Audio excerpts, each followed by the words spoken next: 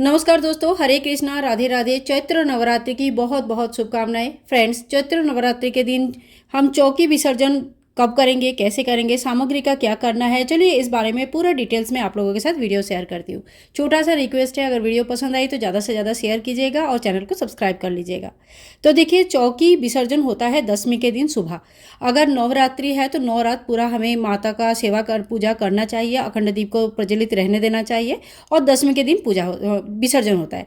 बहुत जगह पे कन्या पूजन के बाद भी चौकी विसर्जन कर देते हैं। आप अपने घर के नियम के हिसाब से कर सकते हैं। तो सबसे पहले देखिए, जब हम चौकी विसर्जन करते हैं तो जल का थोड़ा सा छींटा दे देते हैं, थोड़ा धूप दीप दिखाते हैं और भोग प्रसाद चढ़ा देते हैं, थोड़ा सा फूल चढ़ा देते हैं। कहने का मतलब है सुबह थोड़ी सी जैसे रेगुलर पूजा होता है उस तरह से हम पूजा कर लेंगे। उसके बाद सभी देवी देवता जितने भी आपके चौकी में विराजमान है सभी को हल्का सा थोड़ा सा हिला लेंगे। हिलाने से भी उनका विसर्जन ही माना जाता है। तो इस तरह से थोड़ा सा हिला लेंगे और देवी देवताओं को अपने अपने स्वास्थान में बस बैठा दीजिए। जैसे लक्ष्मी गणेश जी है और जितने भी भगवान आपने बैठाया है सभी को अपने मंदिर में अगर बैठाते हैं तो मंदिर में बैठा दीजिए। माँ दुर्गा का मूर्ति अगर अपने मिट्टी का लेके आए हैं तो उनका भी विसर्जन हो जाता है, जल विसर्जन होता है। आप घर पर भी किसी छोटे से गमले में फूल इत्र वगैरह डालकर माँ दुर्गा का विसर्जन घर पे भी कर सकते हैं, नहीं तो किसी तालाब में या किसी नदी में भी विसर्जन कर सकते हैं। धातु का तैयार है या किसी पत्थर का अगर है, मार्बल का है, तो आप मंदिर में विराजमान कर सकते हैं। देवी देवता को सभी को अपनी अपनी जगह पे विराजमान करने के बाद हमें बाकी चीज़ों का भी विसर्जन करनी होती है। तो सबसे पहले शुरू करते हैं अखंड दीप से।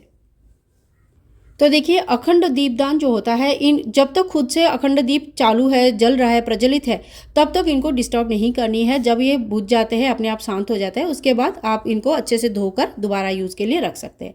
ठीक है। और जितने भी हमने अनाज यूज़ किया हुआ है, सबके नीचे जो आसन दिया हुआ है चावल का या गेहूँ का, उन सभी को आप इकट्ठा कर लीजिए। सभी को मतलब जितने, अगर अपने नवग्रह का नीचे भी अनाज से नवग्रह स्थापित किया है तो वो भी, जितने भी अनाज है वो सारे इकट्ठा कर लीजिए। थोड़ा सा अगर अनाज है तो आप चिड़िया को डाल सकते हैं, ज़्यादा अनाज है तो आप किसी को दान कर सकते हैं, या थोड़ी सी भी अनाज के साथ और मिक्स करके भी आप किसी को दान कर सकते हैं। इसके बाद आते हैं हम कलश में। कलश को इस तरह से पकड़ा जाता है और थोड़ा सा हल्का सा हिलाया जाता है और कहते हैं कि माता लक्ष्मी और गणेश जी आप हमारे घर पर सूक्ष्म रूप से हमेशा के लिए रह जाए, और बाकी सभी देवी देवता पूजा के आने के लिए बहुत बहुत धन्यवाद, दिल से आपका शुक्रिया अदा करते हैं और अभी स्वस्थान में वापस चले जाइए। तो इस तरह से भगवान के पास आशीर्वाद की प्रार्थना करते हुए, समय याचना करते हुए हम भगवान को अपने अपने स्वास्थान में भेजेंगे। और इसके बाद देखिए, कलश में जो पत्ते हैं और पूरे चौकी में जो फूल रखा है ये सारे खाद बन जाता है। कलश के अंदर जो सुपारी, इलायची, लौंग, बतासा इत्यादि जो भी आपने डाला था, इसका आप चाहे तो खाने पीने के सामान में यूज़ कर सकते हैं। कलश के जो जल होता है पूरे घर में छिड़का जाता है, बाकी के जल जो है ये आप किसी पेड़ पौधे में डाल सकते हैं।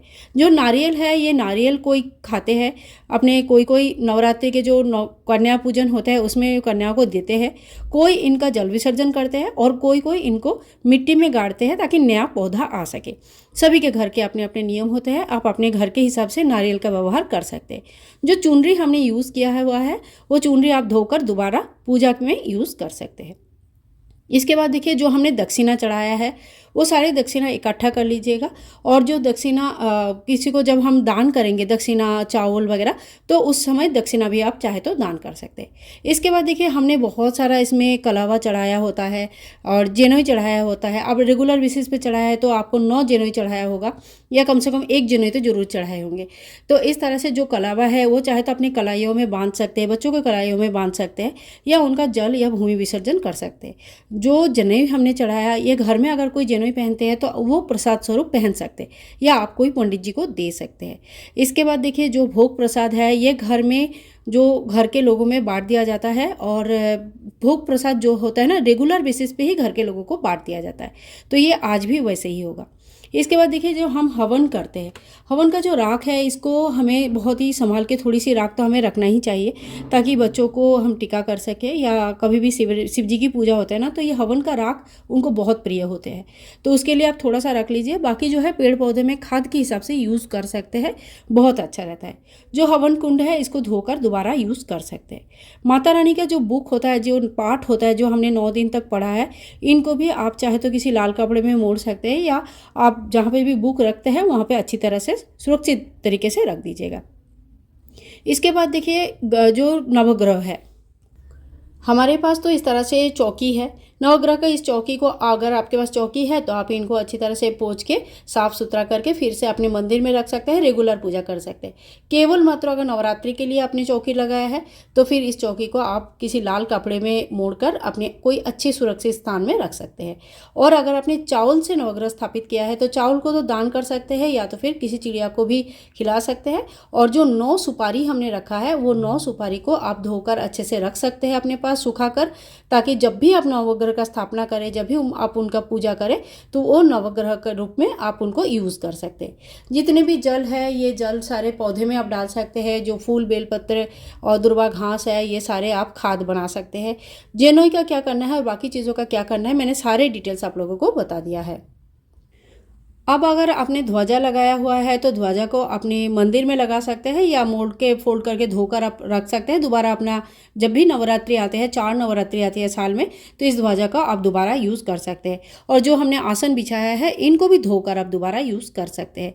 मिट्टी की कोई भी मूर्ति अगर आपने स्पेशली नवरात्रि में बैठाया है, माँ दुर्गा का मूर्ति बैठाया है, तो उनका विसर्जन होना अनिवार्य होता है।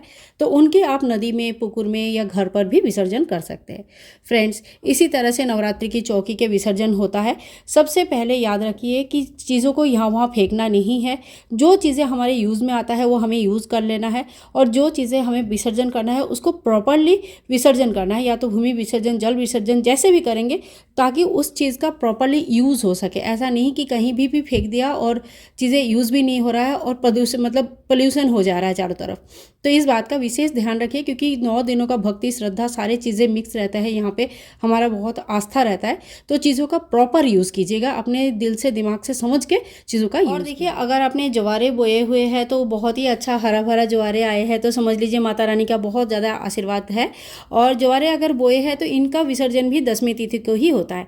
सबसे अच्छा जो होता है, ज्वारे को आप गौ माता को खिला सकते हैं। गौ माता में सभी देवी देवता का वास होता है, तो आप गौ माता को खिलाइए, या तो फिर आप जल विसर्जन भी कर सकते हैं। बहुत लोग जो है जौ का ज्वारे बोते हैं या गेहूं का ज्वारे बोते हैं और उनको जूस बनाकर भी खुद पी जाते हैं। तो देखो, ज्वारे का व्यवहार अपने अपने हिसाब से होता है, वैसे आप जल विसर्जन भी कर सकते हैं। तो फ्रेंड्स, आज का वीडियो आप लोगों को कैसे लगा ज़रूर बताना, और कोई भी क्वेश्चन रहेगा तो आराम से आप पूछ सकते हैं। मैं कोशिश करूँगी टाइमली सभी चीज़ों का आंसर देने के लिए। कोशिश कीजिएगा जो आप विसर्जन करेंगे ये विसर्जन आपका 10वीं के दिन हो। अगर आपके घर के नियम है पहले ही विसर्जन करने का तो अपने घर के हिसाब से आप विसर्जन कर सकते हैं। मिलूंगी नेक्स्ट वीडियो में, तब तक के लिए हरे कृष्णा, राधे राधे, जय माता दी।